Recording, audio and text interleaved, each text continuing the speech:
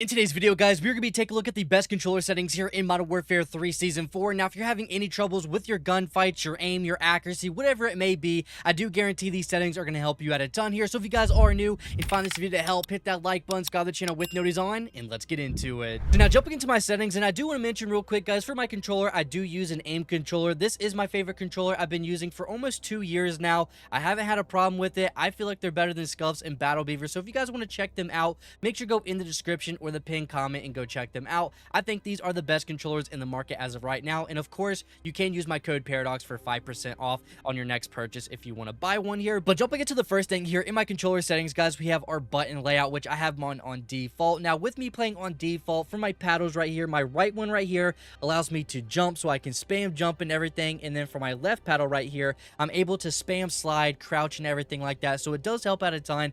Not even in Call of Duty, other games as well, it does help. So having paddles on the back of your controller and playing on default, you know, I don't have to spam X, spam circle while using analogs and everything like that. So what I have to do only is take my thumb off my analog stick, is to switch a weapon or reload. That's the only thing I have to do. So honestly, I think default is going to be your best option here. Next, guys, we are going down to the vibration, and we're going to go ahead and turn that off. Now, I will say, you know, anything in this game can cause a vibration. If it's your gun shooting, a grenade exploding, a door opening up, a kill streak getting used, anything in this game can cause your controller just to start spazzing, especially in those gunfights. If your controller starts spazzing, you're in a gunfight, it could make you lose them, and that may be one of the main reasons on why you're losing your gunfight. So we're gonna go ahead and turn this off here. Now, drop it down to our dead zone inputs, guys. Now, I think this is really important in your controller settings, and go ahead and copy these down. For my left stick and my right stick minimum input, I have it at 3. My left stick and right stick maximum input is at 99, and then for my left and right trigger, we have it at 00. So what this is gonna do, yes, it's gonna help us be more sensitive with our controller, better gunfights, better accuracy. You have your aim kind of going with your thumb, so that's going to be more sensitive on you, but also we're keeping our controller more healthy, which I think is really important here. Now, jumping over into our aiming settings, guys, we have our sensitivity, which we have our horizontal at 7, and we have our vertical sensitivity at 7 as well. Now, in my last settings videos, a lot of you guys saying that 7.7 works for you. We're not going to change this. I think this is perfect. We do not need to change it no more. It's not too fast, it's not too slow, it's just in the middle. It's perfect, so there is no need to change that. So we have our ADS sensitivity multiplier next, which I think this is really important that we need to change, and we have this at 0.85, which in my last video I had this at 0.90, so we did bring it down a little bit. So now our sensitivity, while not aimed down sights, is very fast. We can snap onto people nice and everything. So while aimed down sights, we are going to be moving a little bit slower, so it's easier to track our targets. And I just think, honestly, this helps with your recoil a little bit, makes you have a better aim and everything. And as you guys seen in the gameplays lately, I mean, my aim has been spot on, and even if you saw my rank play videos, my aim was spot on, and this does help out a ton here.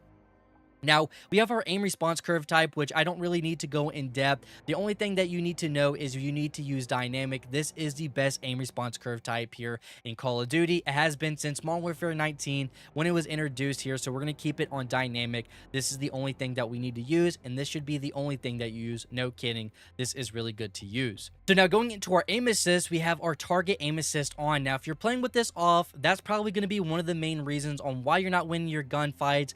You have a bad KD, your aim isn't the best, you're not getting nukes or anything like that, or even may have a bad KD. So if you have this off, go ahead and turn that on, and I do guarantee you're going to see such an improvement in your gunfights, your accuracy, your gun skill, and everything. I do guarantee this might be one of the biggest reasons why. If you have it off, and again, I don't really know why this should be off, go ahead and turn that on here. And then getting to our final thing here in our aim assist settings, guys, is going to be our aim assist type, which is really important here. Now, a lot of people probably have theirs on Black Ops still, which it did get nerfed last year. It's not really as good anymore, so I went back to default, and I'm telling you, I have not been missing my shots at all. And I will say, never use precision or focusing. Those are terrible. You don't want to use them. And then getting to our final thing here in our controller settings, which is our gameplay, our movement behavior, and everything here. Now, I have changed a little bit here. Now, you're going to be surprised. We went ahead and removed automatic tactical sprint. Now, realizing, you know, I play rank play a lot. I play a lot of competitive games and everything. And sometimes there's just times that you have to shoulder peek, and, you know, you don't need to be tac sprinting all the time. What we're going to do is turn this off here. And then in our next setting, tactical sprint behavior, we're going to put this on single tap run. So what this is going to do is we're going to be able to move and walk all the time, but still pressing up once on our controller and our analog is going to make us tactical sprint. So if you're on automatic tac sprint all the time, and you will need to slow down and walk sometimes depending on the situation, having automatic tac sprint is not going to help you all the time. So having on single tap and turning your automatic sprint off is definitely going to help you in pacing yourself in those situations where you're not able to run. You need to walk for a second, quiet down, and slow yourselves down. That is going to help out a ton. So now the best thing to do now is single tap run, and you're going to have your automatic sprint on off. Trust me on that, it is going to help you out a ton. Now, the next few things are optional for you to change if you really wanted to. I feel like these will help you out if you are a type of person that jumps all the time and everything. If you're not jumping all the time in your gunfights, you really don't need to, but the ground mantle, your automatic airborne mantle, and your automatic ground mantle / hang, I do recommend turning these off here just because in your gunfights, if you're jumping all the time, there is spots on the map where there's a ledge or something that you can jump over. That's going to prevent it where you automatically jump on it or, hang on the ledge or jump over the box or anything. So having these off is going to help you out a ton in those gunfights here. And the final thing here is our slide only. What this is going to do is make it where we can only slide, we don't dive. I know there's people in the CDL and Warzone that dive a lot, but in pubs, I mean, multiplayer, you really don't need to dive and everything like that, so I only recommend slide only. Now, we're in our graphic settings, which I think the controller settings are first, really important, and then we have our graphic settings. If you don't have these settings already, maybe from my last video or whatnot, and if you're new to this video, I do guarantee after watching this and you copy these settings out, you are going to be playing a completely different game, and this is going to help you out a ton. In the field of view, the first thing we're going to be talking about here, guys, is we're going to put it at 117. Now, at the beginning of the game, I did have this maxed out at 120. I started noticing a little bit of delay, and as you guys probably know already, in the CDL, they don't even play on 120. So having this on 120 is going to cause a little bit of delay and everything. Now, me bringing it down to 117, I have not noticed any delays whatsoever, and I've been using 117 for maybe about 3 or 4 months now. I have not noticed any small input delays or anything like that. So having it on 117 is going to make you feel like you're moving fast still, and also it is going to reduce that visual recoil, and also you get to see more of the map, so that is nice. So keep it at 117. If you don't have it at 117, go ahead and change that now. Now, for our ADS field of view, guys, you're going to put this on affected. If you're on independent, I will say you are playing Call of Duty wrong, and I will say having it on affected is so much better. Now, in my gameplays, I've had people comment as well, you don't have much visual recoil, you don't have much recoil. I'm using the same build and everything, and I have more recoil. If you're on independent, you're going to see that just because when you're aimed down sights with independent, your camera zooms in a little bit to match the iron sights. With affected dud, when aimed down sights, the camera's not zooming in or anything, so if there's any visual recoil, if there's a little bit of recoil, you're not going to really see that much. It's really easy to use. I feel like this has helped me get better at Call of Duty having this setting on for the last few years. So if you're on an independent, go ahead and put it on affected. I do guarantee that's going to help you out a ton. Weapon field of view, we have it on wide. So what this is going to do is make our weapon smaller. So when we aim down sights, it is going to make the weapon a little bit smaller. So again, if there is any visual recoil or any recoil to the weapon, it is going to tone it down a little bit. And when you're aimed down sights, it is going to make the weapon a little bit more accurate. It's going to help you out a little bit in your eyes and everything. I think making the weapon smaller and the visual recoil does help out a ton in those gunfights, just seeing around you and everything. Making the weapon smaller does help out a ton. So of course, we want this on wide. Now, drop it down to our camera settings, which is our last thing here in our graphic settings that we need to talk about here. We have our world and weapon motion blur. We're going to go ahead and turn those off. We don't want our game looking blurry or anything. We overlook people with our game being blurry. That's going to get us killed and everything. We don't want that, so go ahead and turn these on off. Film grain, we're going to go ahead and put this all the way down at 0.00. We don't want our game looking nasty and grainy, anything like that, so we are going to turn this down to 0.0. And I'm sure most of you guys play on first camera only, like, you aim down sights and you see everything.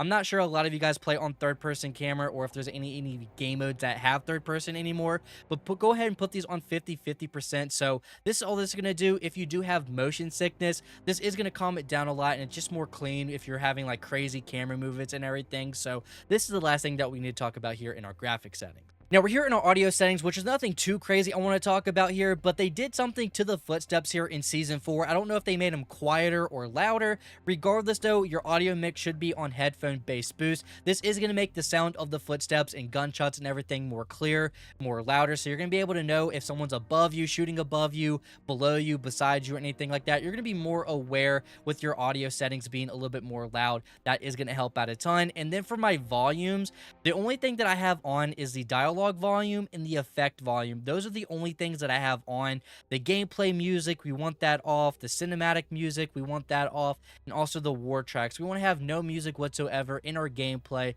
so we only know who's shooting, where someone is, and footsteps. And that's really all we need to talk about here. And then get into our final thing here in our settings, which is our interface settings, which there's only a few things that I want to talk about here. The first thing is going to be our mini map shape. Now, I will bring it over here real quick just to show you. I will remove the face cam, and as you guys see here, in between the map, this is rust on the mini map. Call me a nerd, whatever it may be. But as you guys see, the difference, there's a huge difference in the circle and the square, of course, but you get more coverage on the square map. And I will say, if you're running the advanced UAV, a UAV, or whatever it may be, you're going to be able to learn spawns like that. And that is one of the main reasons why I'm running the square mini map, is just because I'm able to see more of the mini map and where people are spawning and everything. So that is going to help out a ton. That's going to help you improve.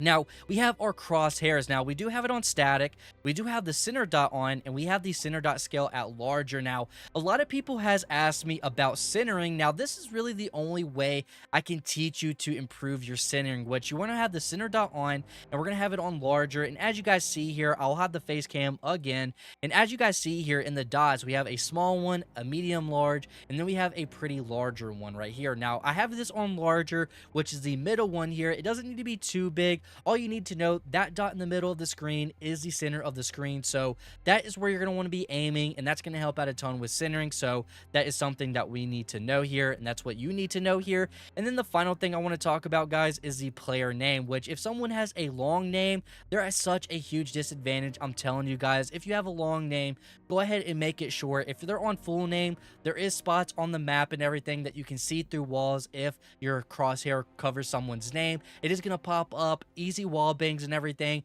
Some people might think you're hacking, but there is so many glitch walls in this game that you can see through with the player's name, so make sure to have this on full name. In my opinion though, these are the best controller settings as of right now here in Modern Warfare 3. So if there's anything that you changed in your settings, let me know in the comments what you changed. And also, if you drop any high kill games, get any nukes and anything like that, let me know in the comments. But guys, thanks so much for watching. You guys stay safe, and I'll see you on the next one.